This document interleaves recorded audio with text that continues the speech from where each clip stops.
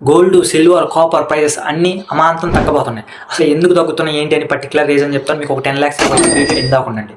So ఏం లేదు, వరల్డ్లో పవర్ఫుల్ ఎకనామీ ఏది? అమెరికా. సో అమెరికా ఎందుకు గోల్డ్ని, సిల్వర్ని, కాపర్ని సో క్రాష్ చేయాలనుకుంటుంది? సింపుల్. అసలు ఒక కంట్రీకి మధ్య అసలు ఏ కరెన్సీతో ట్రేడ్ అయింది? ఆబ్వియస్లీ డాలర్తో కదా. సో ఈ డాలర్ ప్లేస్లోకి చైనా ఎంట్రీ చేద్దాం అనుకుంటుంది, అదే గోల్డ్తో ట్రేడ్ చేద్దాం అనుకుంటుంది.